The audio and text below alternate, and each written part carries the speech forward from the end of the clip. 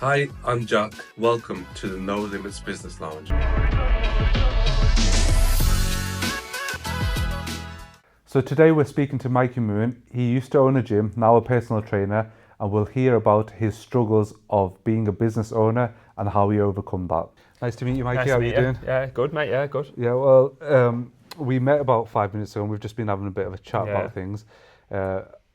As with all the guests that I speak to on this podcast, nothing scripted. We've never spoken to each other outside the 5 minutes. The only rule I have on this podcast is everything is on the table. If there's a certain question you don't like, you get one veto. So if I ask you something, you're like, oh, whoa, relax. I'm the same, so you can ask me anything you want as well. So tell us what you do. So I'm a personal trainer. I used to own a gym up until last year, but now obviously I just do freelance. So I work for a big gym company and I run my clients out there now. So I work with people who are potentially new to the gym or in between programming where they have been going to the gym for a while but still haven't quite seen anything happen. So those are the people that I like to work with and to give them structure to their workouts to make sure that they can enjoy the gym and start to see progress. It's really interesting and good that you've come on, because I've actually always wanted to speak to a personal trainer in this type of capacity. I've worked with them in the past, obviously for health reasons, but for yourself then, right now, what kind of trend are you seeing in gyms?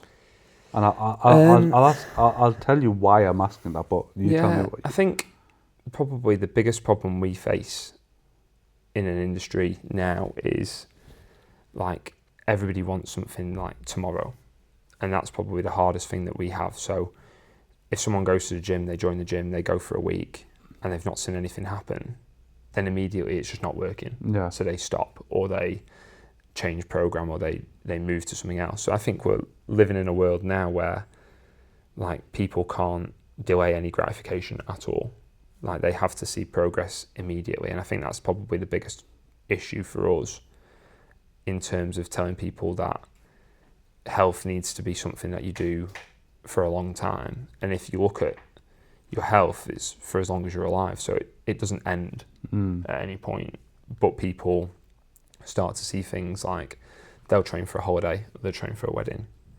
They don't really train for like just to train for health. Yeah, exactly. Yeah. So I think that's probably the biggest issue that we face is educating people that it's for a long time, not just for the next 6 weeks while you get ready for a wedding or the next 6 weeks while you get ready for a holiday. I think that's probably the biggest issue we have. How do you overcome that?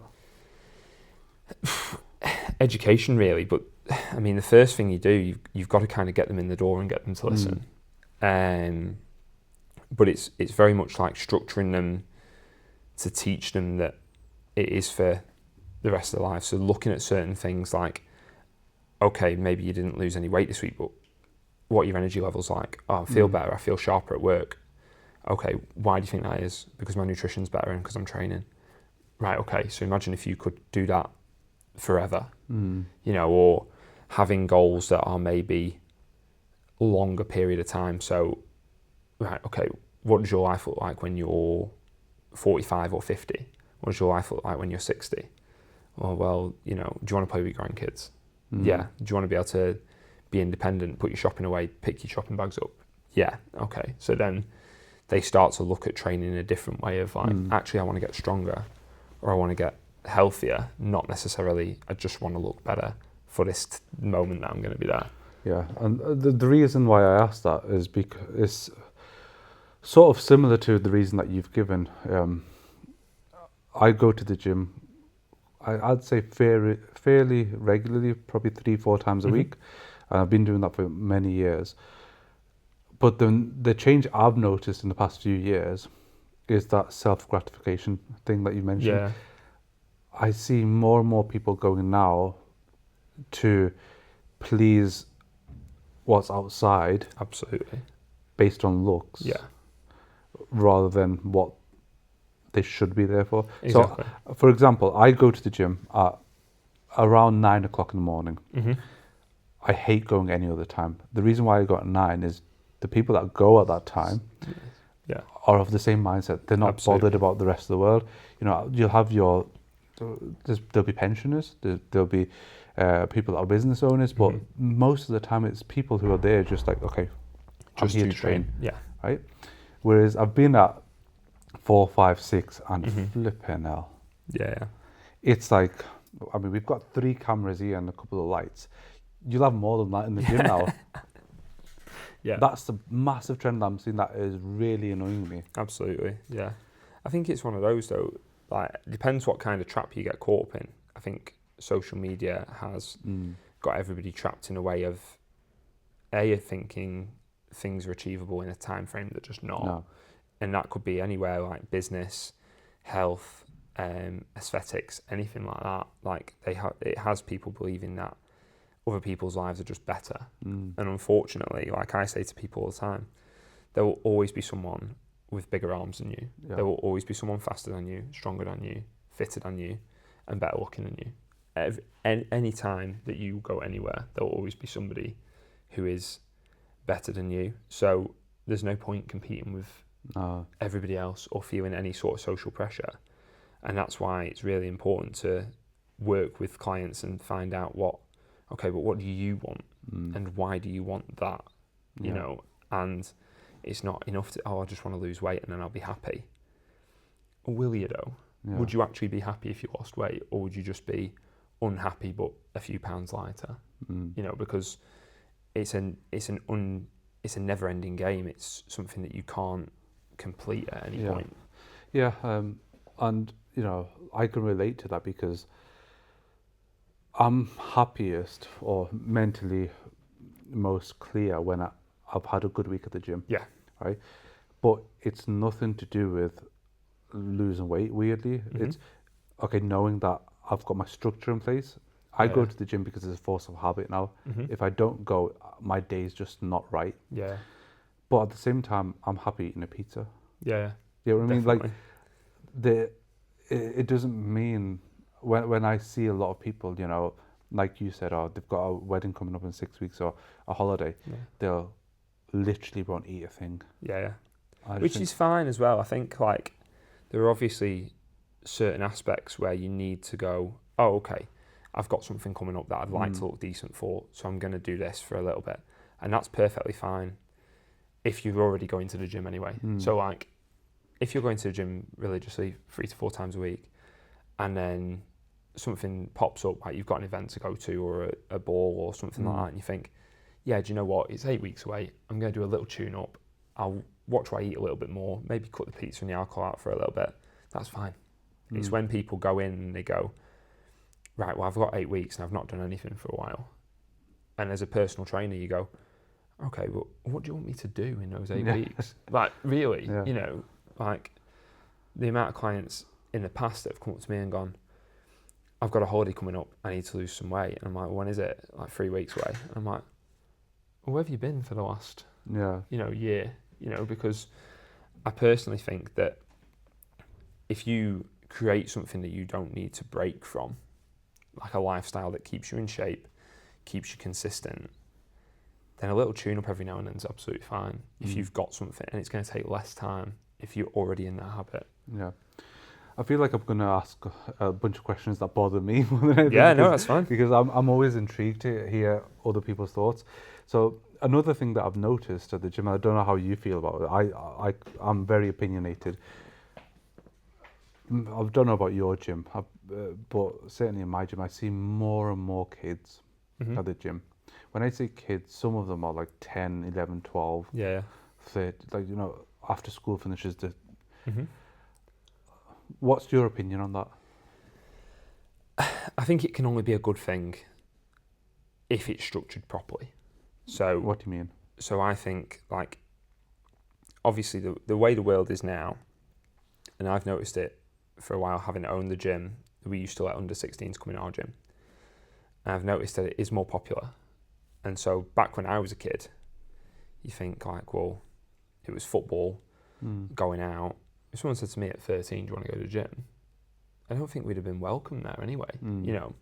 Whereas now it's changed, and I can only think it's a good thing as long as these kids, they're guided in a way that's proper. So the lads that come in, they come in and okay, cool. So, but have you got a structured training program? No, I'll just come in and do this. And everyone like pissed about it, didn't they? I had a set of weights in my bedroom and did arms every day for however long.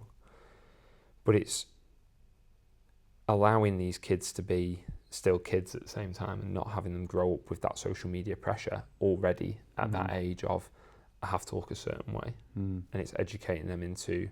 Well, I think that's where my problem is. I think it can only be a good thing if it's controlled and structured, controlled and monitored. Because the problem with that I have with it is when kids go into the gym. Like, it annoys me when, let's say I've gone up to a different city and I go into a gym, and the first thing they say, oh, no, before you go in, you need to have an introductory half an hour. Yeah. It annoys me because they'll walk me around to the treadmill. This is how a treadmill works. They'll walk me over to the bench. This is how you put the bench up. Yeah. Okay, I don't think that's necessary for people who are regularly going to the gym. I agree. But children under the age of 16... I think it should be mandatory. Absolutely. Because what I see some of them doing is insane. Yeah. I seen one, there's only last week, lying on a medicine ball with a barbell with 20 kg on either side. Now that's just stupid. Yeah, but that's come from, they've seen that on social media. TikTok. Yeah, on social media. Someone's done that. And the biggest issue that I have with social media is that people put up workouts like that people then try and get hurt because they do it because it looks cool and people will watch it rather than it being like structured. Yeah. And if you think who's consuming your content now, there are kids consuming it. They are going to the gym and they're trying things that they just cannot do. Yeah, but it also creates a mess at the gym in the sense that when you've got them there, there'll be like a group of 10. And that's where that control thing comes in, isn't it? And that's where I just think, okay, the gym should be doing more. Absolutely, I agree with that. They number one, they're not even showing them or doing the introductory about safety. But two, it's affecting other members because I know so many members at my gym that have left because of the amount of kids coming now. It's one of those where as long as it's controlled and they know what they're doing and there's people on the gym floor, like staff, because we all know what it's like to be a kid. You've got no spatial awareness. You want to be with your mates. You are a bit boisterous because they're just kids, aren't they? And they haven't reached that, I don't want to say maturity level, but they haven't reached that level of like etiquette in a gym, and that's fine because they are kids at the same time. It's fine having someone on the gym floor or management of that gym to go, actually lads, we don't do that. This is how we do it. This is what we do. Do you need showing here? All that sort of stuff. Because I remember on the flip side of that, I remember going to the gym for the first time when I was 14 and I was doing something. I was probably doing it wrong because I'm a 14-year-old kid. And a guy come up to me and he must have been 25, 26. And he was like, oh, what are you doing? Like, you're being an idiot. I didn't go back to the gym till I was 18. So I think it's like finding a way to structure it where, like, okay, the gym should be doing more, and I get that as well. But then if a member sees them doing something, like, have that confidence to go, oh, do you know what, mate? Can I show you this instead? Rather than being like, oh, the fucking kids, because it might make a difference to that kid that goes, oh, gym's scary now, I don't want to go. And that's maybe where that phobia of in later life of going to the gym comes from, because they've had that person go, oh, you're doing it wrong, you're an idiot. So I think it's a mixture of both. But yeah, I agree the gym should be doing more. So just rewinding back then, what made you said you used to own your own gym. What made you get into that sort of area of business? I moved to America when I was 18 to play football over there. So I went on professionally? No, I went on a scholarship for university. Okay. So, but over there, it's like the closest thing you can be to a professional. You tip up, you get the tracksuits, everything's run properly, you have training. The only other side of it is you have to go to school in the day. Okay, so you have to go to uni. And that was probably the first place that I had like a structure to my training.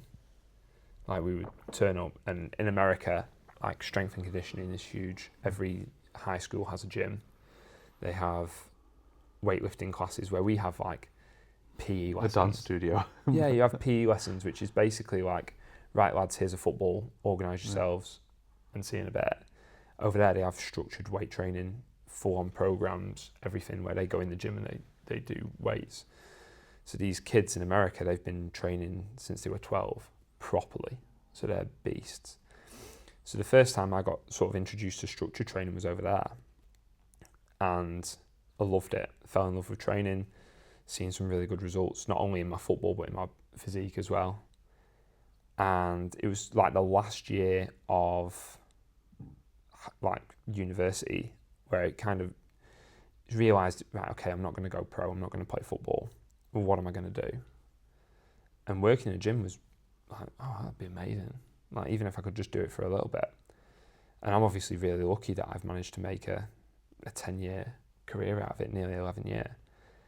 So when I moved back, I started working out of a private studio, built up a load of clients, did really well, and it's kind of just the next thing then, isn't it? Like, you'll know, like you start working a job, and then you suddenly think, oh, maybe I could do this actually. Like, how cool would it be to own my own gym?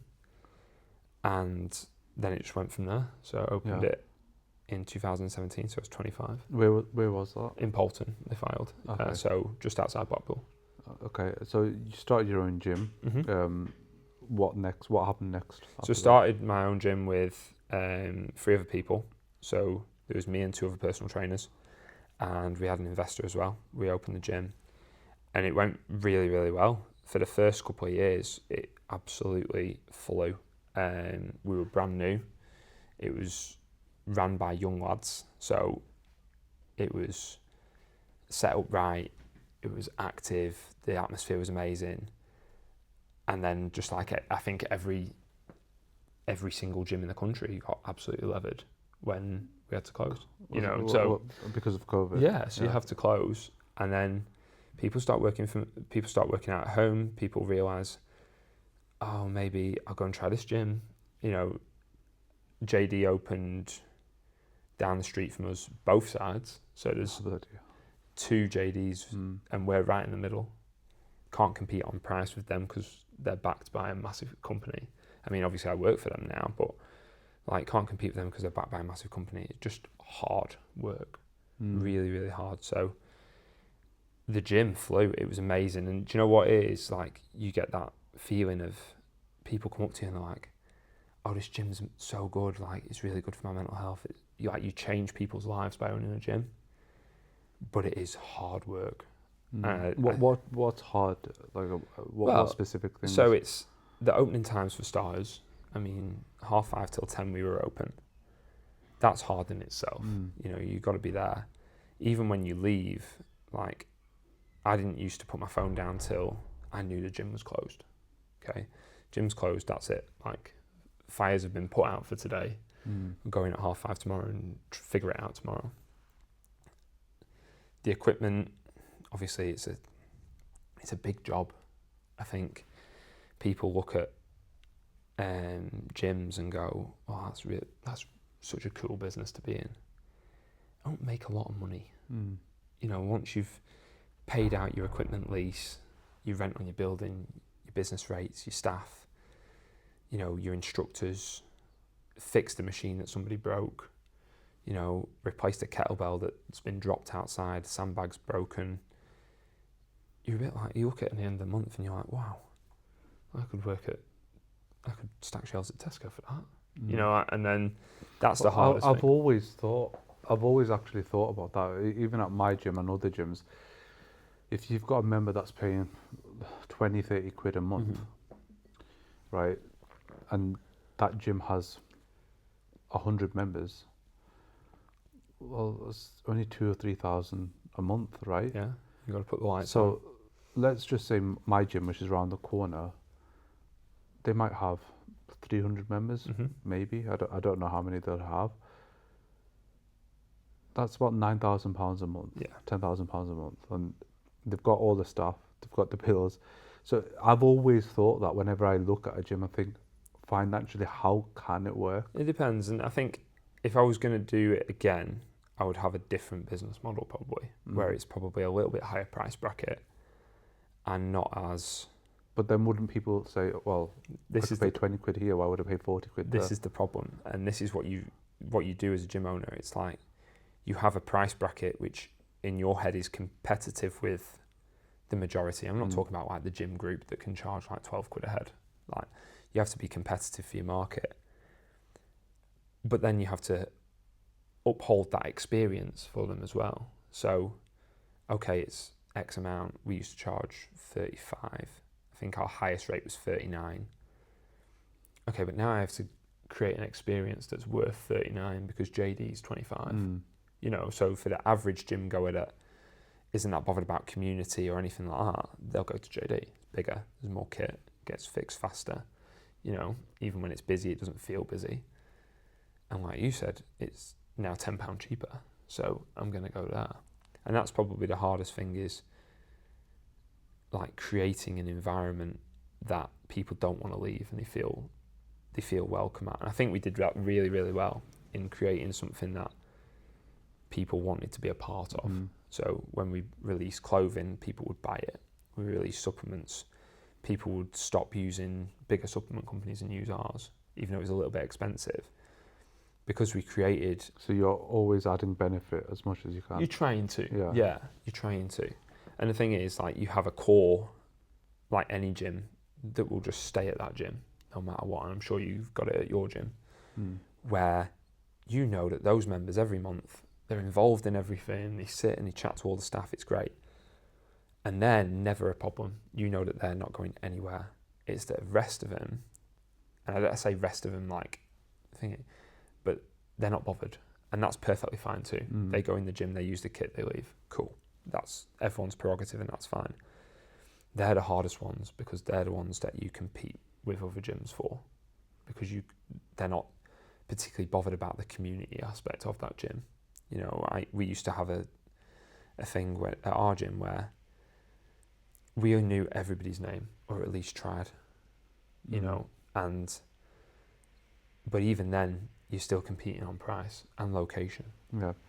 So talk to me about COVID, because that period, right, was so damaging to a lot of small businesses, and people don't actually realise, from a bit of a boring sort of tangent, the effects of it are still 100%. present now. 100%. So how did that affect you? Obviously, it resulted in the closure, I'm guessing. Yeah, so... Oh no, the gym's still open. Oh, is it still open? The gym is still open, yeah. We closed, obviously, for COVID.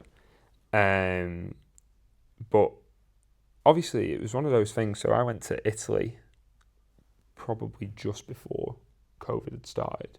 And it started over there. And I think it had started just travelling to like a certain place in Italy. The taxi driver was talking about it when we were thinking. And it just, you kind of just watched it come across, and I'm sure every business was the same. You just watched it come across Europe, and you're like, well, it's only a matter of time, isn't it, before it hits here? And as prepared as you can be, like I've worked in gyms since I was 22. I'd have been 28 maybe when COVID hit. I don't think it's dramatic. My life just got switched off because it was like, right, you cannot go to work anymore. So your earnings stopped as well then? So earnings carried on a little bit. A lot of members were amazing for us. And I think like a lot of our members stayed. A lot of our members kept their direct debits going because we were a small gym. Like, I think they realised that they wanted it to be there when they came back. So a lot of our members continued to like pay and continue to operate in like an online essence. So we created an online Facebook group. We ran 3 to 4 classes a day, you know, that people could join in. But like, as far as like I'm concerned, like I couldn't go to work. So my purpose like switched off overnight. I remember that first day just being the first day after we closed, just being in bed, being like, What impact did that have on you then? Yeah, it was big. It was really big because there was nothing to do. You know, my partner at the time, she was working from home, so they'd obviously got sent home, but she was still working. Like, I was doing nothing. You know, and you're trying to motivate yourself to train, and you're trying to motivate yourself to think of ideas and business ideas or whatever, but you're a bit like, well, what's the point? And I think it was more for me, like, oh, we'll be open again in 2 weeks. I think everyone thought this will last 2 weeks and the world will be back open and it'll be fine. 2 weeks came, we're back down for another 5 weeks, 6 weeks, 7 weeks, 8 weeks. I ended up climbing the walls. And I had to go and get a job. I went to work at my mate's shop, like a little convenience store, you know, Premier. I went to work there. I could not cope with being in the house anymore. Yeah. Like, I've been someone that's been active. Well, I think what was annoying about the whole situation was we were told to stay at home whilst the ones making the decisions were... Yeah, exactly. And that's like... I mean, could we have carried on opening? Maybe. But things are in place to keep people safe at the time. And obviously it's come out now.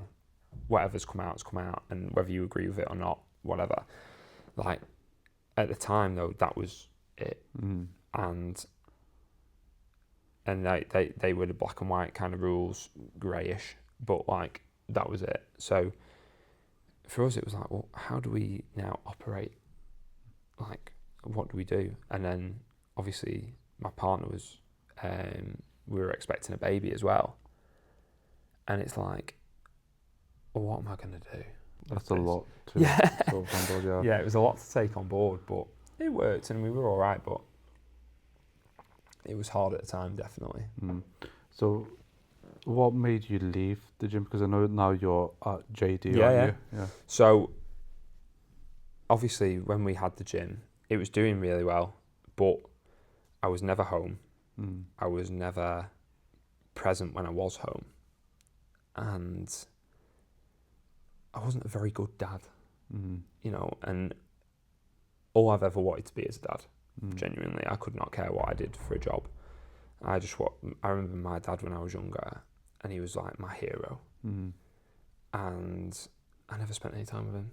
I was on my phone constantly trying to sort something out. Something had gone wrong with this, and it was always, oh, I've got to nip into work for an hour. And you can see everything around you fall apart.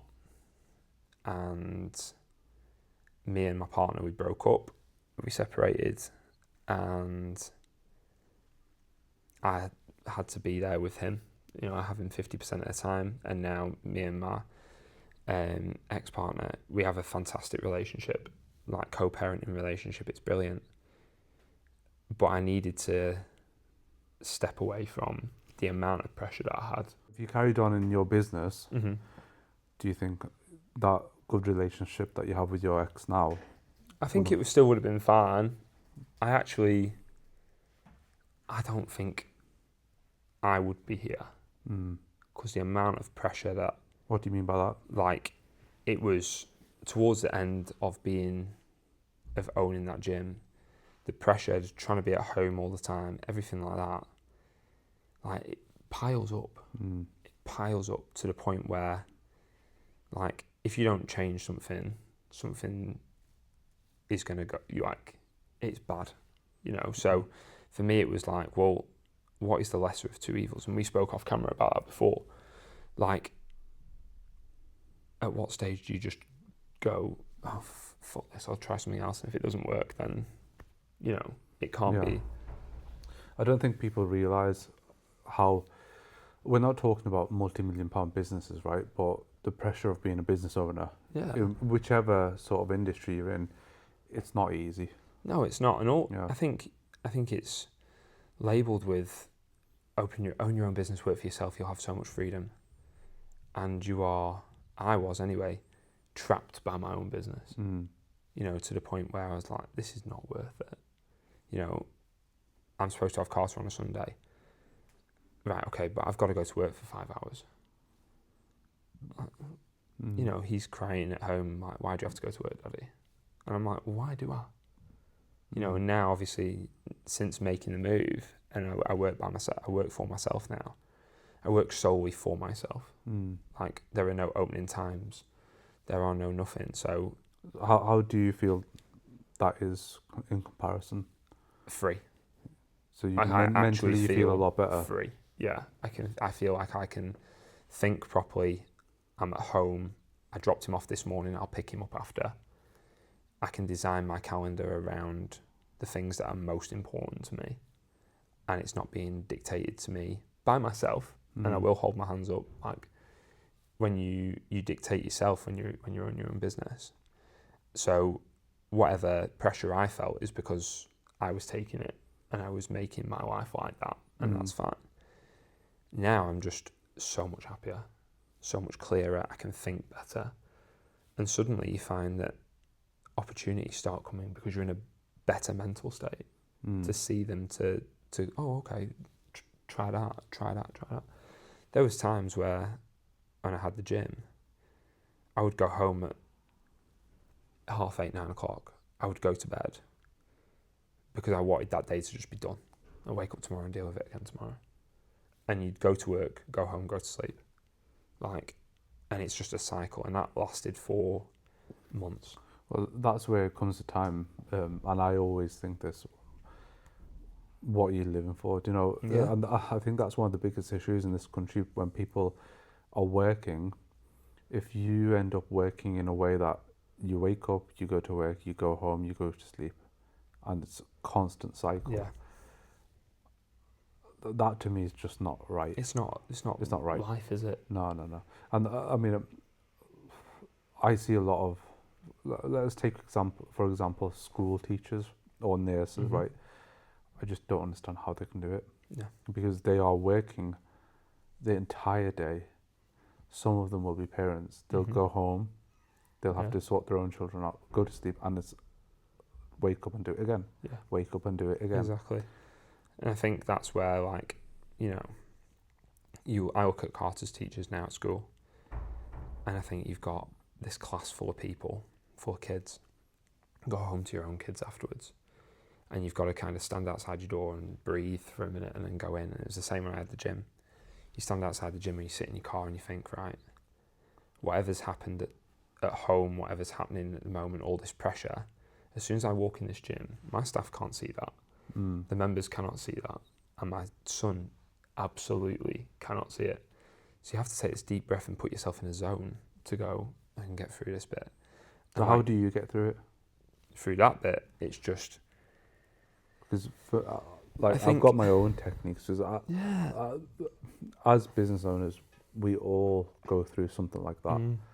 But I'm just interested psychologically, how do you... I think you have to wear, I think more prominently on the gym floor, because if I've got a client coming into me or I'm teaching a class, you can't have that day. It's not your time to have that hour. And you almost have to wear a different personality for an hour. And it has to be, no, this is me at work now. So I have to bring energy. They're coming to me for motivation, most of them. So I have to bring that. I have to make sure that they're okay.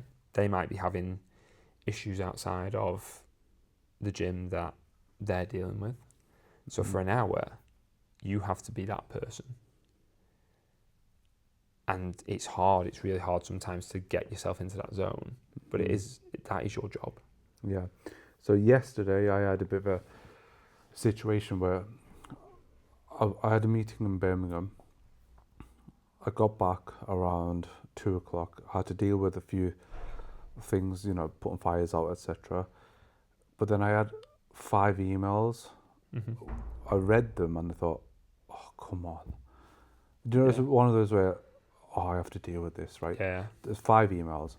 Now, at that point, I then got on with my day. I had to do a lot of other things, family related.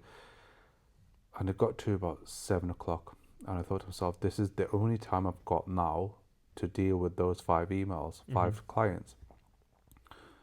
But the way I deal with it is I'm just interested to learn other methods, because with the way I deal with it, it works for me, but I think it's not effective. It's probably not right. So I sat there at 7. I thought, in my head, I thought to myself, I've got 2 options now. I sit here for the next 3-4 hours, work till 11 p.m, deal with it. Or I just say, forget it, put the TV on and watch something funny. Yeah. So I chose, no, I'm not doing it. Even though I looked at my calendar and thought, okay, today I'm busy, tomorrow I'm busy, so the first time I can actually deal with this will be on Monday. I preferred to do that because I know, had I have stayed awake, it would have stressed me out. I would have had a bad night's sleep. Now, I don't know how you would have dealt with it, but that's just my own method. I think something that I've gotten miles better at, and maybe it's getting older, or like my dad is the most chilled man ever. And he used to live in Africa, and they have like this thing over there where it's like it'll just get done at some stage. Yeah. And when I was younger, probably before this last couple of years, I was very much like, oh no, I need to be busy all the time. And I've got so much better now at being like, no, actually, I'm not dealing with that. Or today, I'm just going to watch telly.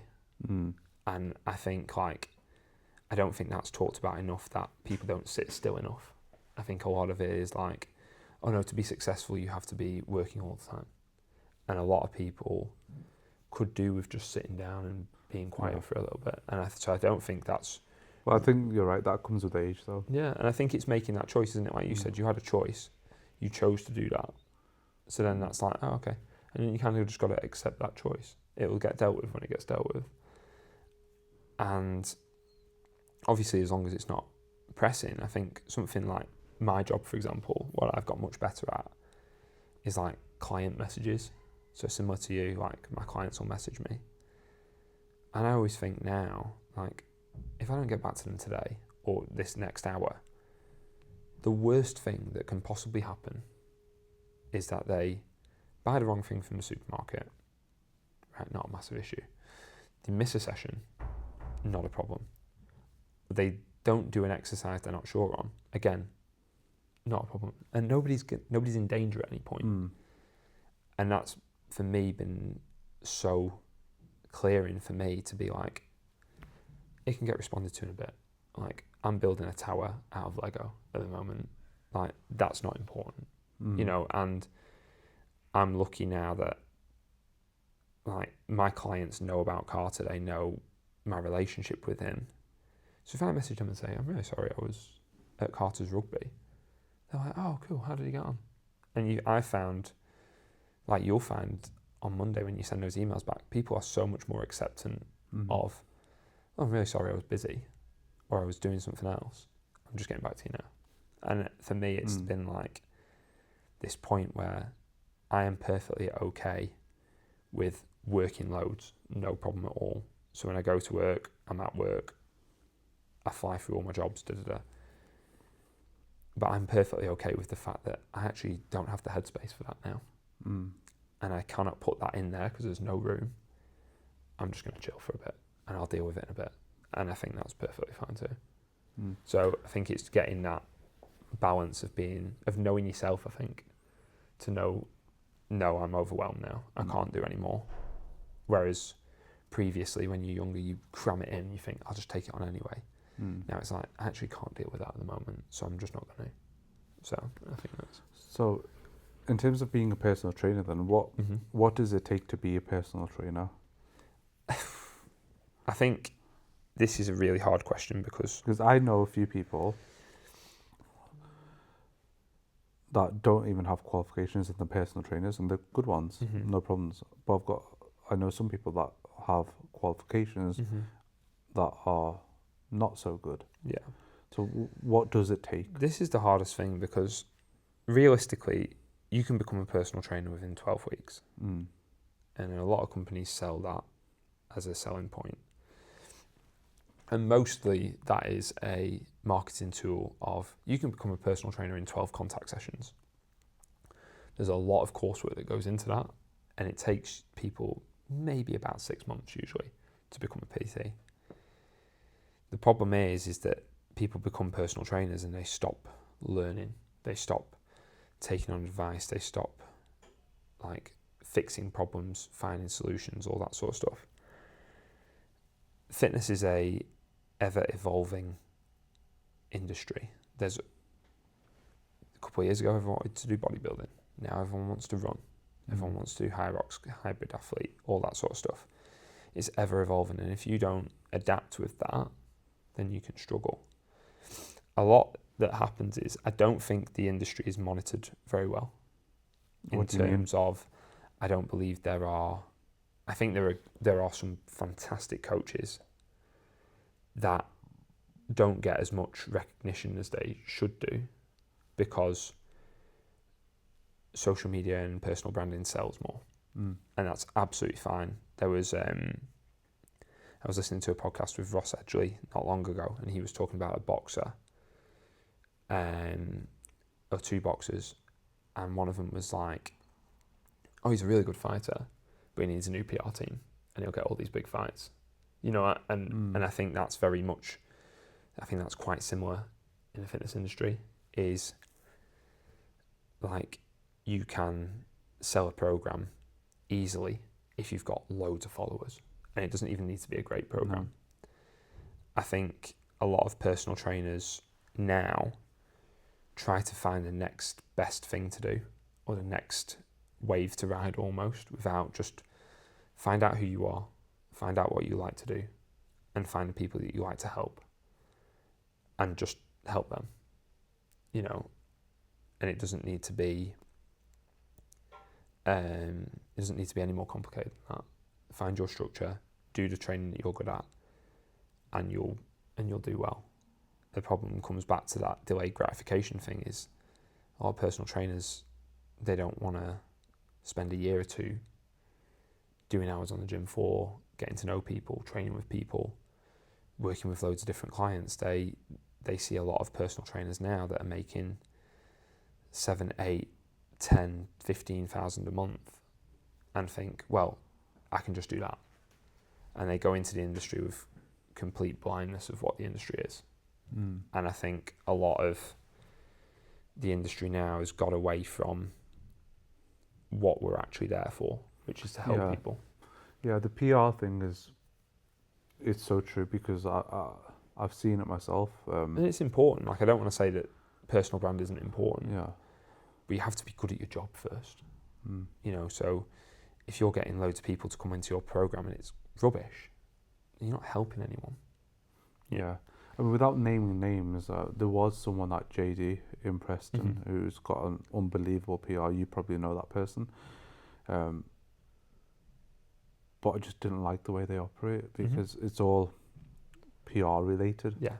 Not educated or what it should be. I think that's the thing, and that's what I said. Like, I think as the fitness industry's grown and the personal training industry's grown, because there's loads of personal trainers, people becoming personal trainers all the time, which can only be good for the industry if they're good at their job.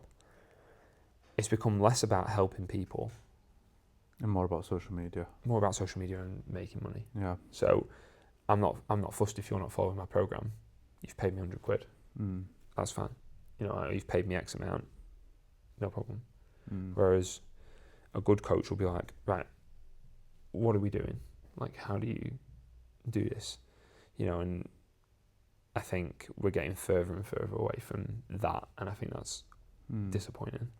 So, obviously, you're at JD. How do you obtain clients? Do they see you at the gym, come to you, or how do you market yourself? A little bit of both. I was really fortunate because I walked into JD with 10 years having been a PT. So obviously I had a little break when I left the gym.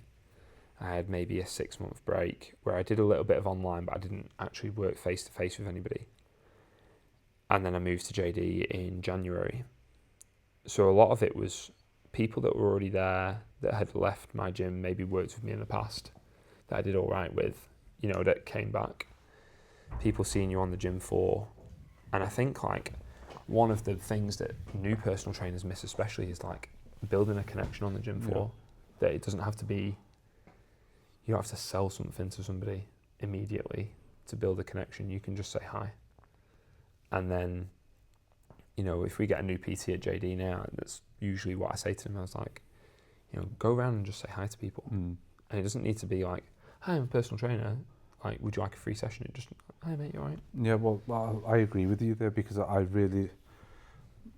get annoyed when personal trainers People don't like it, don't do it. Yeah. Because I just think you're representing the gym, and your objective is to get more clients. And one of the best ways to do that is just be friendly. Yeah. So even at my gym, you know, I don't want to target people. There's one PT that's, you know, amazing. I've worked with him as well. But one of the reasons I worked with him, he's so friendly. Yeah. Whereas the rest of them, I would not look at twice, because they're not. I think it's quite an intimidating thing as well. So, like, I think in order to go with a personal trainer, you're almost admitting that you need help. Yeah. Which is fine, because most people need it. Okay. So you have to be comfortable enough to ask that personal trainer for help, which is where, like you said, that friendliness comes in, because then you can be like, if I say to you, like, hi, you all right? How's your day? Da-da-da. Eventually, when you're struggling with an exercise and you think, I need someone to show me this, like, who are you going to go to? You know, like, you're going to go to the person that's been speaking to you for 4 weeks, 5 weeks. And that's how, like, PT clients are built properly, you know, and good ones as well. But a lot of mine come from word of mouth or things like that. So do you do most of your work face-to-face or online? I do a mixture of both now. So I have a couple of people that only use my online. So I have an app that people use. A couple of people that just use the app online, get the programming every month, get their check-ins. Like, it's run exactly like a personal trainer, except they don't see me. And then I have a core group, which is probably my biggest group, of people that do both. So they have an online program, they follow it, and they see me once a week. And I've found that gives me so much more freedom, because that person's only seeing me once a week. It's less cost for them because they're only seeing me once a week. But then also they get all the benefits of having me all the time. And I found that model for me works brilliantly. So how do you actually, how does the online personal training work? Just talk me through it. Online personal training is hard because it requires, like I always say to my clients, like, I can give you a program, I can help you with your nutrition. I can't eat for you, I can't walk for you, and I can't train for you. You know, I can't push you in the gym when you're not with me. And it's the same for my clients that come and see me once a week as well. So they get their program. We sit down and we talk about what they want to do.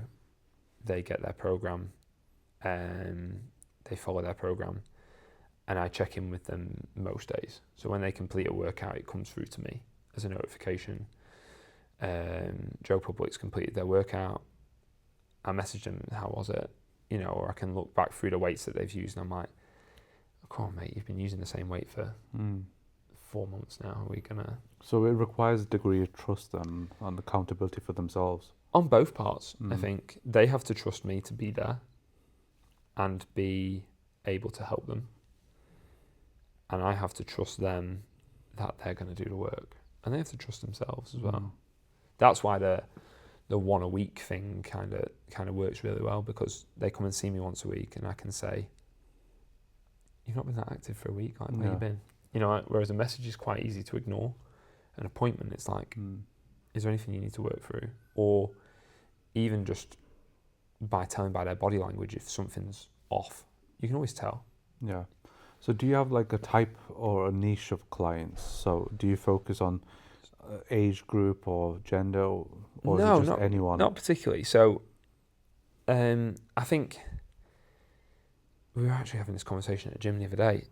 Niches are great, and there are certain clients that you will attract, and that's absolutely fine. And usually you attract the same clients as kind of you are.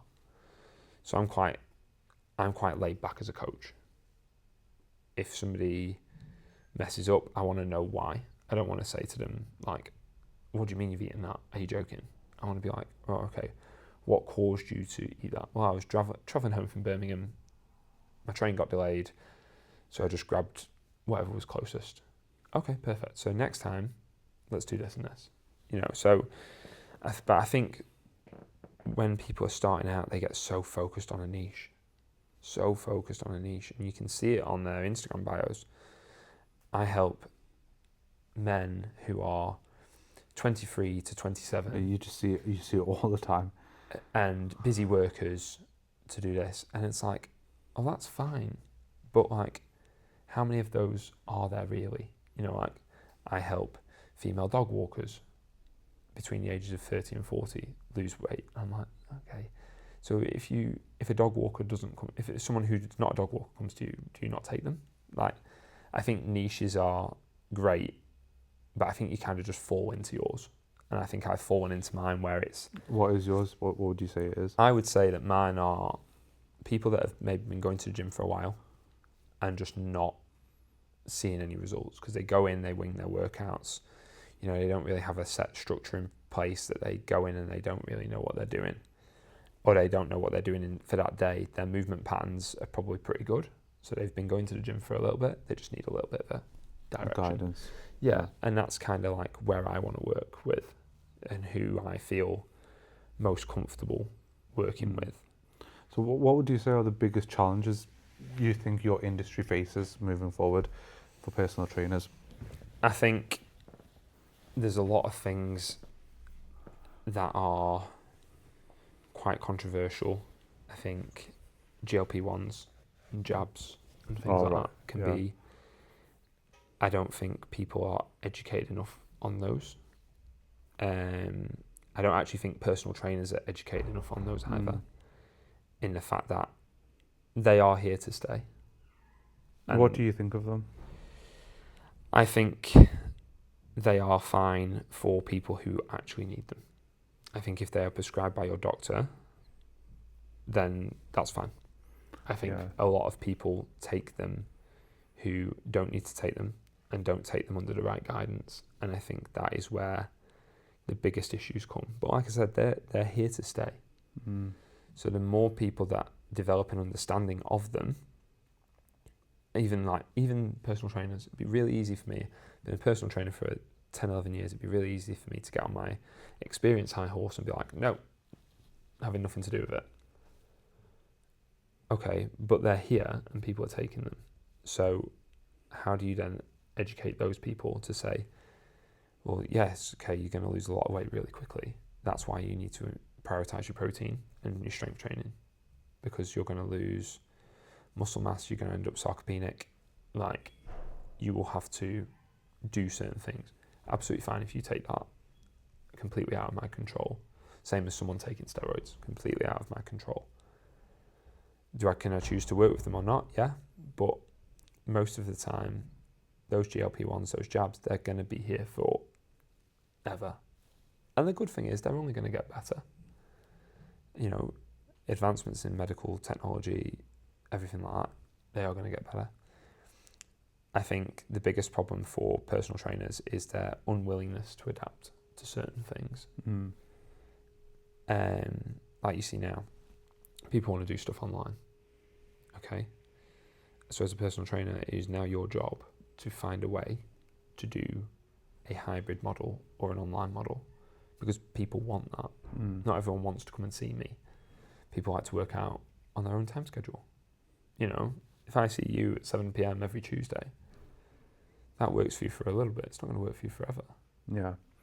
Another challenge, I guess, is I was speaking to someone this morning at the gym. So weirdly, it's one of those situations where we see each other every morning, pretty much around the same time, because we don't even know each other's names. It's just like that at the gym. But we're always talking, right? Yeah. Lovely guy. But we were talking about our workout, and I was just saying, I've been struggling with something because of X, Y, Z. And he goes to, he's got a new workout, but he basically got it from ChatGPT. He put in all the formulas, i.e., his age, what he's trying to do, time scale, everything, and it spit out a program for him. Yeah. So he goes, he's been following that for a couple of weeks, and I thought to myself, I don't know. Like, I guess it can do that, but do you see that as a challenge? I think yes, it's a challenge, but again, it's very similar. It's not going anywhere. You know, so I think the one thing that ChatGPT can't do is like when you walk into the gym and you've got your appointment with me. At no stage will ChatGPT go, "You all right?" You know, or if I'm working with a female, I'm like, "Are you all right?" And oh well, I'm at this stage of my cycle actually. Oh, okay, right. So we need to not do that then, and we need to do this instead. And I think AI is fantastic. I think it's a great tool, but it's not competition for us. It's competition for everybody. But if you use it in the right aspect, like, it's actually pretty good, you know, and it can't replace this bit of being like, okay, I've worked with you for 2 years now. I know you. I know that you've been up all night with the kids. You know, one kid's off sick. You're stressed. This is the thing. So I don't really see it as competition because I think, again, it's here to stay and there's nothing you can do about it. So you might as well compartmentalize it and not think about it because it's going to happen. But I don't think it can give you that personal bit, and that's our title, isn't it? Personal trainer. Yeah. You know, so I think it's one of those that you can either battle against it and ignore it and pretend it's not there, or you can accept that it's there and crack on. Yeah, and obviously as a financial professional, I wouldn't say I have these challenges. I always have these debates with certain people who I'll give them a bit of advice. They'll go to ChatGPT, it spits something out, and they'll come back to me and say, look, this ChatGPT said to do this. I said, yeah, okay, fine, crack on with ChatGPT. But what you won't get with ChatGPT is when you need advice, or when you've got a letter from the HMRC about tax, or when you've had an inheritance, or someone's passed away and you need to go through probate. ChatGPT is not going to be on the other end of the line. No, exactly. I will be. Yeah, exactly. So that's where I think the problem will be for those that are age, I don't know, maybe 24, 25 and younger, because they're so reliant on it. Yeah. You know, for example, I mean, this is a shout out to my nephew, I guess, but I took golf lessons a few years ago. So I got, okay, to a decent level, but the golf lessons were physical, in person. Yeah. How else would you do it, right? This guy, he ChatGPT'd it all. Yeah. And I just thought, how can that work? It doesn't make sense to me, but it works for him. Yeah, exactly. And I think it's just one of those things like, you know, it's not going away. So how do you, as a working in your industry, how do you just accept that it's not going away? Maybe use it. You know, is there elements, like for me, for example, is there elements that I can use with my clients? You know, I use an app with them now. That's AI, essentially. You know, is there a way that I can use ChatGPT to maybe speed up my processes? Yeah. You know, is there something that I can import where, okay, I've got this client, you know, all that sort of stuff. And like, I think it can be fine if you use it in the right way. Yeah, I think that's it. It's what you use it for. Yeah. I'm not going to lie. I use it myself. I asked it a question this morning because I just couldn't be bothered sifting through the internet. That's the truth. So I asked it a question. Okay, how do I split a property from joint tenancy to tenancy in common? Just give me the step by step what I need to do. It literally told me. Yeah. And I just told myself, that saved me probably about an hour of going through the HMRC bloody gov.uk website, trying to find the information. And it's the same for me in my job. Like sometimes I'll nip in and go, pull me up 5 studies about this, this and this, give me a summary, and it'll just give me loads. Okay, cool, you know, and then that's fine. I think it's going to help us in the long run. I think people can be over-reliant on it though, and I think that's maybe the problem. And like we said before off camera about creativity, like that's where it's becoming, like everyone's becoming the same. Yeah. So in terms of your clients, and what's for you, what would be your ideal client? What does an ideal client look like? So for me, somebody who has been in the gym for a while, so their movement patterns are kind of already there. I like training beginners too. Just people who are not necessarily beginners, more in my niche, where we don't have to spend time like teaching them how to do exercises in general. They come to me, they need a little bit of help. They want a little bit of guidance for a few weeks or a few months. They get the guidance that they need. Like, I want people that can apply it as well, because I do only work with them once a week. So when I'm not there, I have to trust that you're going to go and do this, you know. But my ideal client, I mean, as a personal trainer, outside of people who are maybe away from your skill set, so somebody who's has a medical issue, somebody who is training for a certain type of sport, I think if you're in a remit where you can train the general public, I think most people are your ideal client. You know, I could walk into JD and the majority of those people would be a client that I would take, if that makes sense. Yeah. Have you ever had any, I don't know, let's say disastrous moments with a client or anything that's been like, bloody hell, what the hell's this? No, not really, to be honest, no. And I don't know why, because I see these stories online, and PTs are like, oh, this has happened, and I can only think that from the moment that they sign up, they know my responsibilities and my role as a coach, their responsibilities and their role as a client, okay? I've never had an issue with payment, I've never had an issue with application, you know, maybe a couple of times where I've had to be like, oh, come on now, you know, we've set you this, you've not followed it, what's going on? But usually, no, like I've actually been, like, touch wood, quite lucky. So from a client perspective then, what's the most difficult thing that people face? I mean, I've got an answer in my head that I think it is. I think the biggest issue that people have with health and fitness is they think it has to be more complicated than it is. It's really not that hard. You know, like, if you have a reasonably decent nutrition plan or a protocol, a reasonably decent training program, and you follow it consistently, it will work. I think the internet and information being available to people so in such detail. Yeah.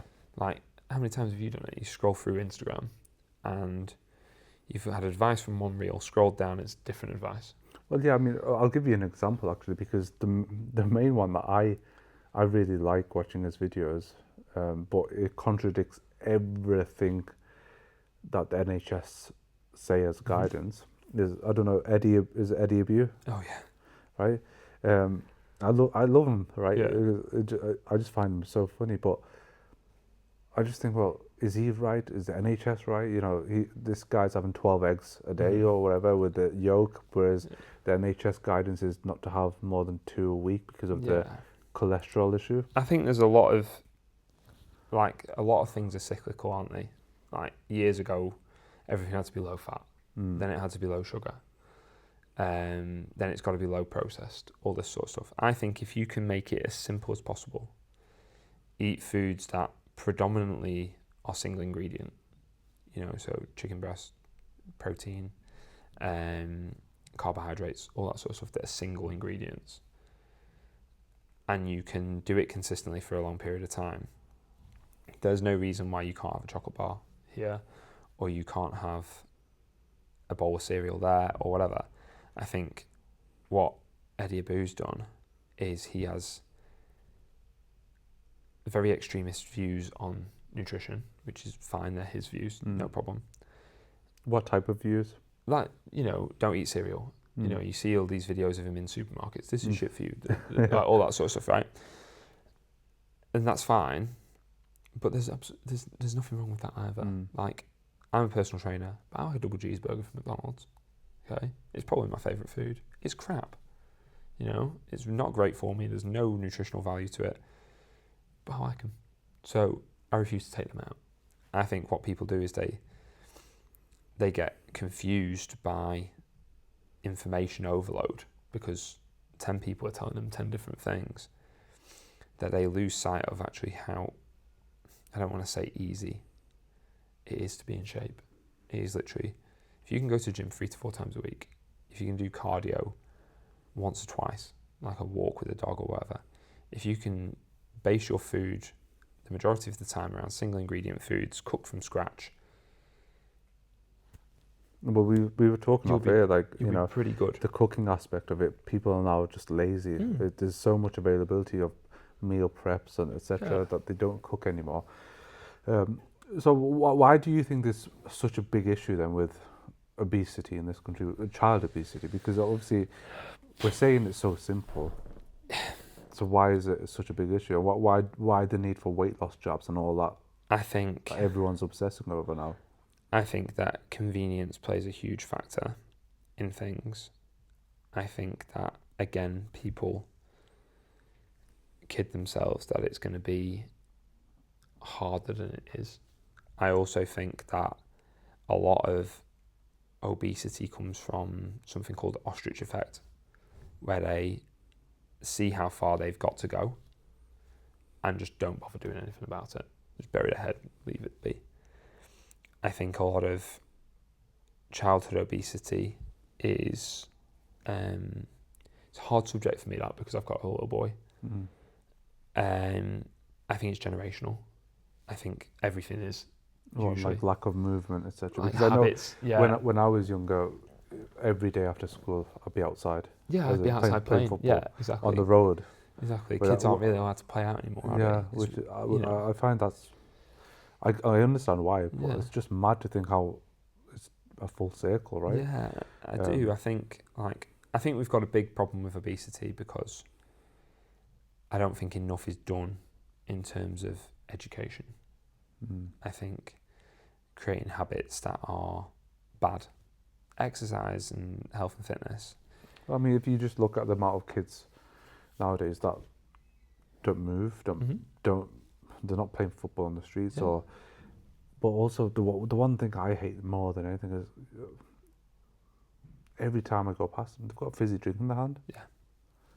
I think that's mad. Yeah, it is, but it's habitual, isn't it? So we build habits with what we do. So, like, we have a rule with Carter, and it's not a rule, like, it's an unwritten rule that during the week, for his dessert, because, you know, he can have a dessert after his tea, it's fine. He has a yogurt, okay? And that's fine. At a weekend, he can have an ice cream. Yeah, and that's cool. But as a general rule, we try and cook fresh for him and things like that. Now, people's circumstances are different. I have the time to make sure that he has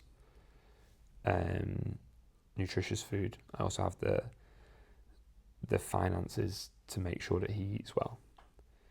People's situations are completely different, and sometimes people do live on convenience, and, you know, we're not kind of here to judge that.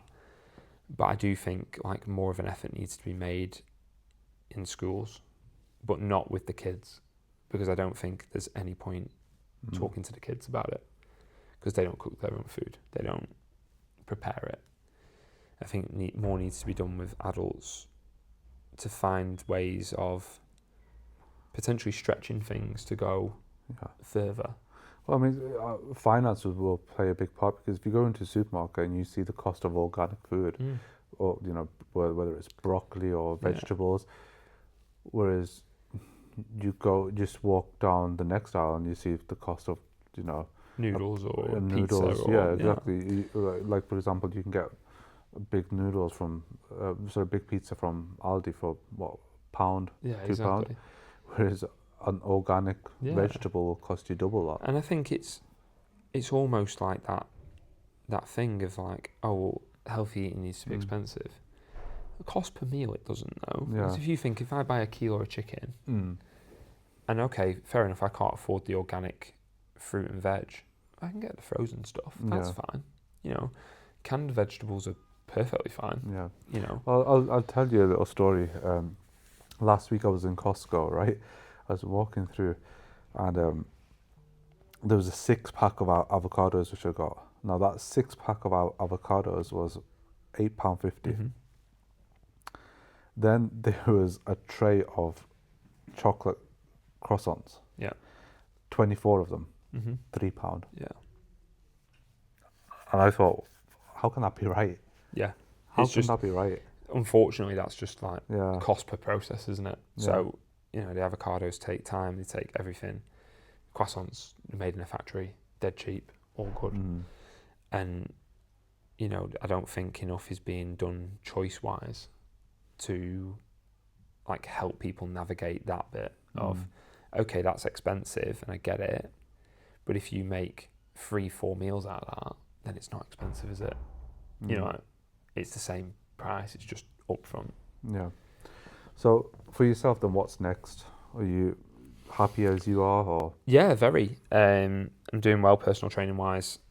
I've built up to a client base that I'm really happy with. I've got loads of freedom and I'm making decent money, which is great. I'm also working with a few companies to be head judges for certain events, etc. I don't know, I'm quite happy just kind of navigating this. I think I was so unhappy for a very long period of time that I'm quite happy just being where I am at the moment, building the client base up, getting more clients, and just focus on doing a better job at being at home and at work as well. So, Well, it's great to hear. Lovely. thank you for your Thank time. you.